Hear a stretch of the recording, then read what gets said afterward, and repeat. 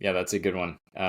Really goofy when you do see it, and as listeners are now aware of it, it'll be funny to yeah, kind of drive around and see the many homes. And there's not many of them; they're few and far between. But the ones that do, they do kind of stick out like a sore thumb.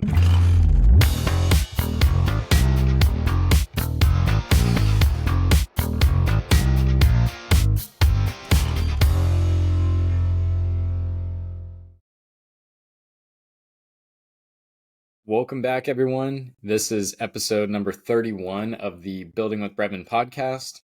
If you guys have been following along for the past couple weeks, we're excited to be back for the next step of the custom home building process, which is frame, cornice, and decking. So we're in this mini series that we're talking about our most popular episode, which was episode 22, where we are breaking down the home building process into smaller subsets, and each subset is its own episode. So this is number 3, or step number 3 in the process, which is that frame, cornice, and decking. And we will jump into what that actually means. But once again, I'm accompanied by Mike Burns, my father, and a guest favorite. So at this point, basically co-host. So yeah, Dad, happy to have you on as always. And you want to kick the episode off? Without further ado, we can jump into telling the listeners what is frame, cornice, and decking. Yeah, first, glad to be back, Stephen. The frame, cornice, and decking is a phase of construction that after you pour the foundation, you actually see some live results. You frame in the house and it starts to take shape. And the framing is typically in residential, the 2x4s, can be metal studs, but 2x4 framing, which takes the shape of a house. After the house is framed, then you typically have to trim it out on the outside with what we call cornice work in Texas, which is really wrapping the top roof line with soffit and fascia, maybe some crown molding, but kind of just putting the trim details on the house, the exterior windows, exterior doors, and in Texas we call it, drying in the house and putting in the siding and whatnot. And then the decking is just what it says. It's the roof decking, getting the roof prepared for whatever you're going to be putting on for your final roofing product, whether it's a shingle or slate and everything in between, something very light to something very heavy. So, what decking you need to support the weight of that. So, yeah, the framing, cornice, and decking, that's pretty much where we are right now. Excellent. Yeah, great breakdown of that. And I think to make it even simpler for some of our listeners that are new or beginners or whatever, framing could be basically the skeleton or the bones of the house, so to speak. The cornice would be basically the skin or the shell of the house. And then the decking, the roof decking, would be the top of the house. So putting that top on. And this is all just the underlying structure of the home. Of course, there's going to be veneers on top of pretty much all of that. Inside, it'll get sheetrock and all that stuff inside the walls. Outside, we'll get whatever exterior veneer you're getting, whether that's brick, stone, stucco, siding, whatever else. And the roof, just like you mentioned, could get shingles on it, or metal roof, or slate, or stone, or whatever else. There's plenty of different options. And so just want to clarify that what we're talking about right now is basically that shell and the bones of the home. So that's another way to think about it. Another way we tell our homeowners as we're about to do that walkthrough, just looking at basically the bones and all that kind of stuff. So excellent. Yeah, that's a great foundation, no pun intended, of this episode and talking through that. And I think the next thing that we want the listeners to be aware of, and let me take a step back. We've done this on the previous episode, so I think we'll continue it. I'm going to play the part of the builder. I'll tell you the builder's perspective. Dad, Mike, you can play the part of a potential homeowner and what you're looking out for, what future homeowners and listeners should be looking out for as their home is coming up and going vertical. So definitely an exciting time. And the next step in this process is going to be engineering. So just like we talked about on the last episode with foundations, engineering is very crucial. Like I just said, this is the bones of the home. So with that engineering, you want to make sure that your builder is working with a licensed engineer and they're able to stamp off on the plans. That way you're very certain that your home is going to be structurally sound. and is also going to withstand the elements. So depending on where you're building in the country, there's different wind ratings or wind loads and all that kind of stuff that these engineers plug into equations and software and all kinds of stuff to make sure that your home is going to be structurally sound no matter what happens on the outside for the most part. So each zone of the country, say Florida, has a much higher wind rating than maybe, I'm trying to think of another place, maybe like in inland United States. yeah, New Mexico or something like that. Um, Even parts of Texas have a lower wind rating than, say, the coastal areas of Texas. We know that where we've built. So all things to be aware of. We call this a windstorm or a wind structural plan. And so anyways, that's all stuff to be aware of with engineering. Now, Dad, I'm sure you can talk more on this. You have actually done many, many windstorm and structural inspections. So what else am I missing here? What else do listeners need to be aware of? Well, a lot of people say, well, why doesn't the architect plan serve that purpose? Most architects are not engineers, and you correctly said that once you have the house drawn, once you have sat with your architect and come up with the most perfect home you think you can come up with, that's it. The architect's job is done, but the architect doesn't decide what size beam goes across that opening or what size or thickness of floor joists go into the house or what column is going to support the roof load. Those are determinations made by an engineer. So there is a distinct difference between an architect and an engineer, and always have your house engineered by some reputable civil engineer to tell you what size beams and loads and studs and bearing walls need to be put in, because that's typically not the architect's job. So I just wanted to make that clarification. Excellent. Yeah, that's a fantastic clarification. I think you nailed it. That very important. And like we just mentioned, different parts of the country can also require different structural plans. So if you've got a lot of snow, if you're up in the north, even Canadian homes for sure, all that weight coming down on the roof is much more weight, of course, that they need to have planned, and all that weight needs to be supported properly underneath. Of course, any other structural things inside the home. I had one that I heard about that they were going to put a car. They were going to hang a car off of the side of a family room wall. In order to do that, of course, you have to make sure you are very well supported for that kind of weight and whatever else. So all that is just a story to make sure that our listeners are aware of how important structural engineering is. But yeah, absolutely something to be aware of. So not that we expect the listeners to, or you listeners or future homeowners to be versed in engineering, but it's something to be aware of and make sure that your builder is getting your architectural plans and your home plans engineered by a licensed engineer. Yeah, I think you touched on it already, Dad, but let's talk about some of the different types of framing that people might see. We can cover this many different ways, but I think the first way to start is let's talk a little bit about metal framing versus wood framing. A lot of people come to me and say, hey, lumber prices skyrocketed during COVID. Can we just switch to metal framing? Unfortunately, it's not that simple, and there's right time to use metal framing. There's a right time to use wood framing as well. So what are your thoughts on that? Well, it's still a cheaper way to go to put wood in, even though the wood has gone up in price. Metal framing is still more expensive. Metal framing does have its quirks. One of the things I like about, let's talk pros and cons maybe, metal framing, every stud is straight.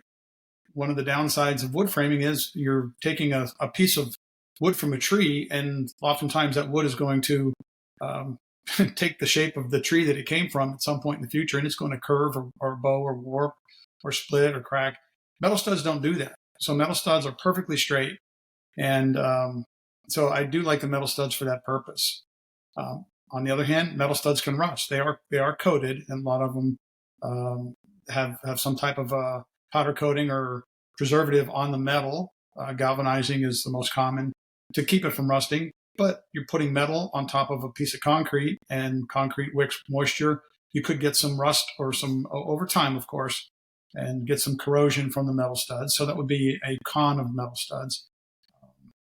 The other thing I I see that people don't like about metal stud framing is you can't just hang a picture with a nail anymore. If you put metal studs in your walls, you have to screw everything in, and which can be maybe problematic down the road. Hanging a TV or hanging a picture, you have to put a lot more blocking behind the walls. So there are some things you have to take into consideration. Also, make sure that metal studs come in different gauges, different thicknesses, and not all metal studs are structural rated. So you have to make sure you get a structural rated stud instead of some light gauge stud that's just a room divider, so to speak.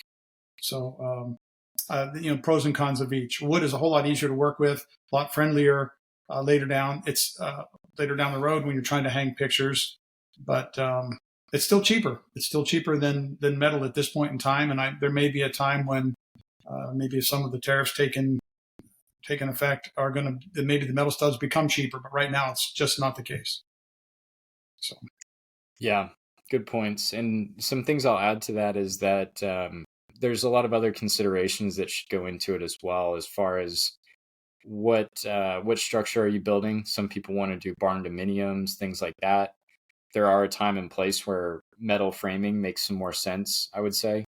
And if the whole shell of the building is going to be metal, like that case I just said of a barn dominium, or commercial buildings or more industrial type things, then of course metal framing makes a lot of sense. And long span. And a super long spans, you might get a metal beam. Sorry to interrupt. Absolutely. No, it's a good point, because that covers the other part of this, that in residential, we typically see wood framing. It's much easier to work with. It's a lot better, in my opinion, and cheaper, like you mentioned, for residential buildings and construction. It's not as noisy. Metal studs and metal walls can create a lot of noise when you're opening and closing doors, and they kind of rattle a little bit. Wood dampens a lot of that sound, so that kind of helps as well in residential. But just like you mentioned, there's also a time and place for metal beams if you want to span a really long span. Also, if you're carrying a significant amount of weight, just like that example I talked about before, where they wanted to hang a car off of the side of a family room wall, that would absolutely require metal beams. And so there's definitely a time and place for metal framing. But just making sure that, whatever you want to build, whether that's a barn dominium all the way through to a full massive custom home, there's going to be some combination in there of what makes the most sense. Is that wood framing or metal framing, or a combination of the two? And once again, those engineers will dictate that for the most part. The builder can also put their say into it, and then budget will also dictate a little bit. But most commonly, we are seeing that wood framing. So just something to touch on there as we're getting into this episode. But I think that brings us up to our next interesting point, is framing actually has come quite a ways from maybe the 1900s, I'll say. Homes have been framed for a long time out of wood, but we're getting smarter with the way that we frame homes. And we've actually got to this system now where they're calling it smart framing or advanced framing, I've heard. And we're starting to incorporate most of this stuff. Some builders are doing more than others. And so just something to be aware of. It's really interesting as we're trying to get more efficient with materials, things like that. But smart framing contributes to better energy efficiency. It also creates to less material usage, savings of costs on your lumber package, things like that. So talking through some of those pros right now, let's back up and let's talk about what is smart framing, what is advanced framing. And basically what that is where you're taking the load from the top of the house, so the roof rafters, through the ceiling joist, all the way down the studs in the walls, all the way down to your foundation. And what they're trying to do is stack all that weight over top of everything in a vertical line or parallel with each other, if that makes sense. So sometimes those are spaced a little bit wider if you can stack all those right over top of each other. So say your roof rafters right over your ceiling joist, right over a stud. This is all a lot of technical terms, but basically it is allowing framing to go a little bit wider. So you're using less material, and it's all supporting the weight still very properly. We're also seeing California corners as one energy efficient method. What else am I missing, Dad? I mean, what else is there with smart or advanced framing that you've been seeing? Or it's typically using less lumber to accomplish the same goal. So if you have a wall separating two bedrooms and it's a non-bearing wall, you can space your studs at 24-inch on center instead of 16-inch on centers. You're using less material. So there's some economies built in to smart framing. The California corner, you still use 3 studs to frame a corner, but the California corner allows you to insulate into the corner, whereas the old method of framing blocked and you would have a dead spot of air into the corner. So if you just take one stud and twist it 90 degrees, you've opened up the corner, haven't harmed anything structurally, but now you've allowed insulation to go back in the corner. Where T-walls meet an exterior wall, there used to be 3 studs that would make like a box, and you would attach what we call a T-wall, an interior perpendicular wall to an exterior wall with 3 studs. Now they put 2 studs separating the 2 studs and then do like a ladder wall and attach that T-wall to a ladder, again, allowing insulation to get behind there, because studs are conductors of heat or cold. So if you have a solid stud wall, that's very inefficient. You think that a 2x4 is energy efficient. It's really not. If you take an infrared camera in the summer, you'll see a lot of heat marks on the camera where the studs are, because the studs are actually transferring the heat from the outside to the inside, or in the winter, the cold from the outside to the inside. So you want to minimize the amount of studs and how you lay them out. And to your point too, Stephen, you want to stack your loads as vertically as you can. So if you, again, use less studs, if you're taking a bearing load from the roof all the way down to the foundation, if you can line those up, it's certainly it's the strongest, number one, and it's the most efficient use of your lumber. So yep, that's my 2 cents. Yeah, good way to tie that all together. This is another thing, and we keep kicking this back to the engineer, but the engineers should be aware of this. If this is the general direction that the builder and you guys, the listener, the homeowners, want to go with your build, it is becoming more commonplace, but it's not the norm by any means in residential construction at this point. So if it's something that you want to see and you want to really incorporate into your custom home build or your home build, make sure you address it with your builder and your engineer early on, because it's something that should be planned for from the beginning. It's not commonplace to have these 24-inch on center studs and carrying the loads down in series like that and all the things we've just talked about. So make sure that you're openly communicating with your builder on what you'd like to see in your home. That way they're not blindsided. They can also talk through, hey, we're doing most of that stuff, but we're also seeing really good results with not doing some of those things for certain reasons or another. So they can definitely advise on that as well. There's absolutely a time and a place for this kind of stuff, and not every home does it make sense either. So don't be shocked if your builder says, hey, we're not able to do that, or we don't do that as commonplace.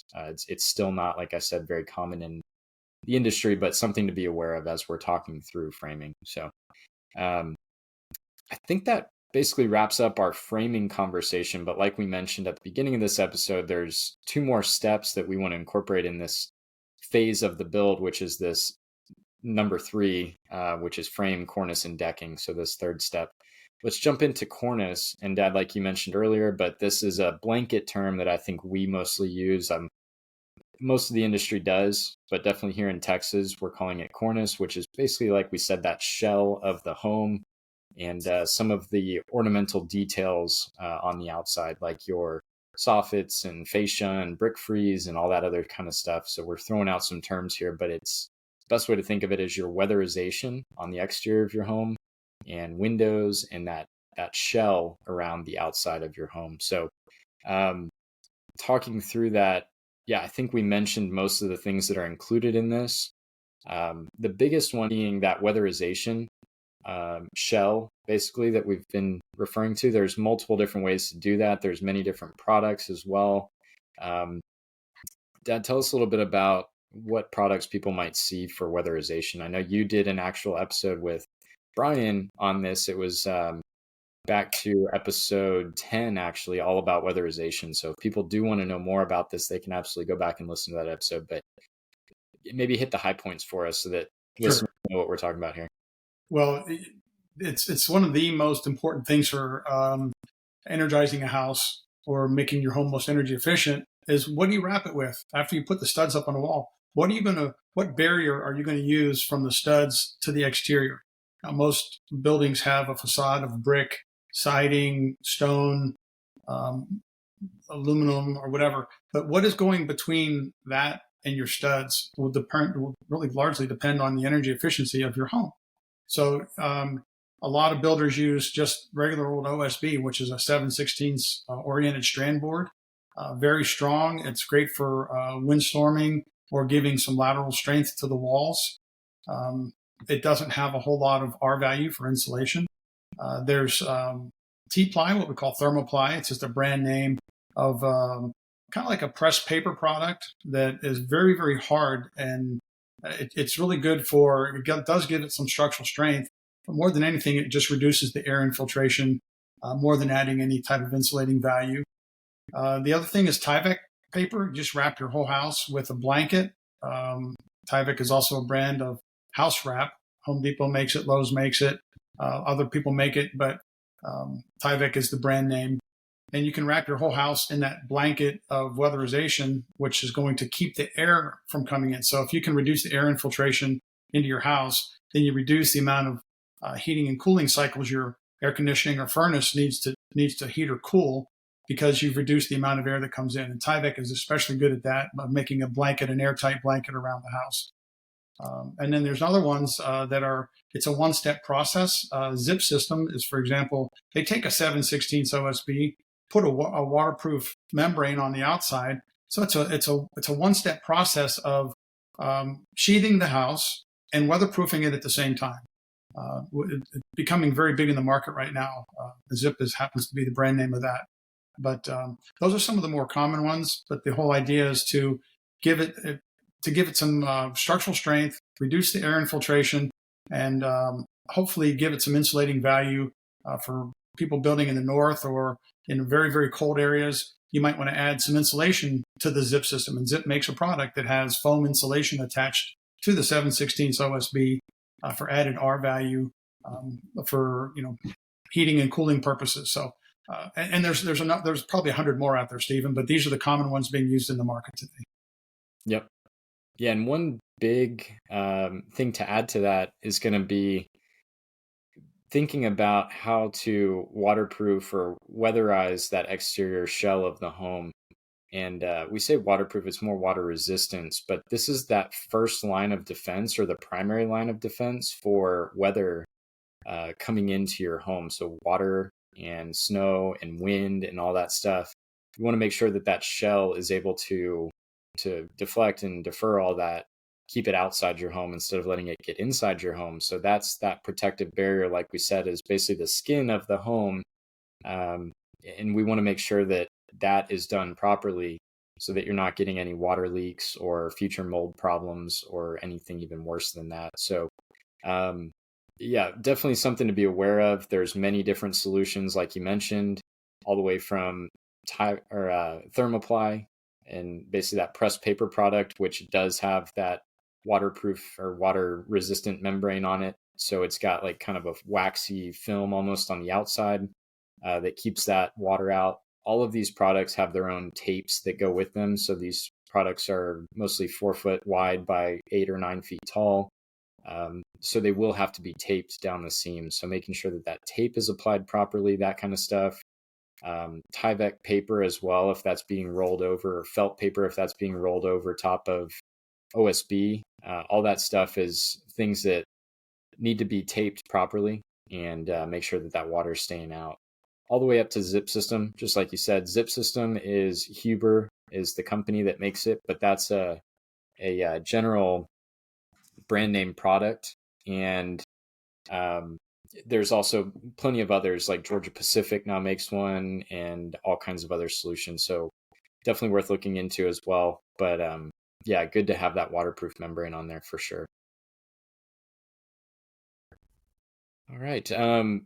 Like I said, that's the primary barrier for water or any weather penetration into your home. But then, of course, like we talked about, those veneers. So whether that's wood cladding or stone, stucco, brick, masonry, anything like that is going to be that secondary line of defense to keep stuff out. But as people should be aware, brick is not waterproof. It can absolutely allow water to come through. Stone, the same thing, and all the mortar in between each of those individual bricks or stones, that's all very porous as well. So you will get water that goes through that exterior veneer. That's why it's so important to make sure that the waterproofing behind that is done properly. You're not getting any leaks or leakage in there. One other thing to note too with the exterior shell of the home. Now we're building down in Texas, so our weather zone is drastic in the sense of we get a lot of heat, but we don't get very significant cold or snow or wind driven snow or anything like that. So as you go farther north, of course, in the country, you're going to have these different weather zones that require maybe even some exterior insulation. And so this is the time that would be applied as well, making sure that they're using the right product. Zip, of course, has their product that has an R value on the exterior, and it's basically a type of foam that is stacked on the outside to make sure that that's providing as another barrier of insulation on the outside of your home. Then we'll, of course, talk about interior insulation later on one of our future steps in future episodes of the podcast. So just something to be aware of at this time, but there are solutions for that exterior insulation. Now, the last part of this episode, so part 3, and to kind of wrap this up, is going to be that decking, or roof decking is really what it is. So making sure that the roof decking is set up properly and putting that cap on the home to carry the weight of whatever roofing product is going to be used, whether that's, like we said, shingles, metal roofing, clay tile, slate, anything in between there. Dad, can you tell us a little bit more about the roof decking? Roof decking is roof decking, but you did pretty much clarify that the roof, not only the roof decking, but also the structural, the rafters, whether they're 2x6s, 2x8s, 2x10s, the structural support underneath the decking has to coincide with the weight of the roof you're going to put on, or the snow load that you anticipate to be on the roof at some point during the winter. So the engineer, once again, has to engineer the size of the rafters or the trusses, whatever structural member is underneath that roof decking, and to make sure that it holds the adequate weight, adequately holds the weight rather. The roof decking we use in Texas, the rafters are typically 19.2 inches on center with a 7/16 OSB, and then we put an asphalt shingle on it. So it's one of the most lightweight roofs you can put on, maybe other than metal. But you don't want to get any scalloping or sagging between the rafters, so you don't want to put on such a thin roof decking that it sags between the rafters or the trusses. But if you're going to put slate on, you probably need to go to a very substantial rafter and maybe even a 3/4 or 1 inch roof deck to hold the weight of the stone or the slate that's going to go on it, or the roof load from the snow. So make sure that gets engineered and you understand what part of the country you're building in for that purpose. Yep. Yeah, very good points there. And then also taking a little bit more high level with roofing as well. What we're looking for too from a builder perspective is we want to make sure that they've got H clips, as we call them. They're these little metal clips in between each of the roof decking boards, or Spacers. 4x8 pieces. Yeah, they're basically spacers that allow that roof decking to expand and contract based on temperature, humidity, all that kind of stuff, so that they're not buckling at the edges. And then you can see that through the roof sometimes, whether it's a shingle roof or a metal roof, usually that stuff will start to show through, unfortunately. So making sure that those H clips are added properly and that space is there. Other things to be aware of are any roof penetrations at this point. So if you've got plumbing pipes or HVAC pipes or anything else coming through your roof, those need to be cut out properly and planned for in advance. You don't want those in your valleys of your roof where all the water is going to be funneled. You want to make sure those are outside of those areas and not too close to walls, things like that. So really having that foresight to know where your pipes are coming out or your penetrations on the roof are. Ideally, we really like to build homes with the minimal amount of penetrations on the roof as possible. So if we can combine some of our plumbing vent stacks, as we call them, that go through the roof, we do that to the best of our ability. Most of our HVAC, we really try hard to take those out of a side wall instead of out of a roof. That way they're not getting directly hit with rain, snow, sleet, hail, whatever else. If they're on a sidewall, they're typically under an eave or an overhang so that they've got a little bit of protection from that, rainfall and things like that. So definitely all stuff to be aware of. Now, chimneys as well, those need to be planned for if you're going to have a chimney for a fireplace or anything like that. And then also thinking about roof pitches, Dad, let's talk a little bit more about that. I mean, you can go anywhere from very steep roof pitches to basically almost relatively flat. Now, I will never say flat roof because nothing's truly flat. It has to have some slope to deflect that water to where it needs to go once the snow melts or just rainfall or whatever else. So always have a slope on a roof no matter what. But there's different materials that we'll use for different roof slopes. So maybe you can talk a little bit about how roof slopes are talked about, the X by 12 pitch, basically, and all that kind of stuff. Yeah. A architect will design a roof to have a certain roof pitch. And in construction, it's always a number over 12 or over a foot. So how much does the roof rise over a 12-inch run? So if it goes up 6 inches vertically over a 12-inch horizontal run, it's called a 612 pitch. And then there's 812, 1012, 1412. The bigger the number over 12, the steeper the roof pitch. The low end of the spectrum would be a 412, 312, 212 pitch. You're getting into your flat roofs at that point.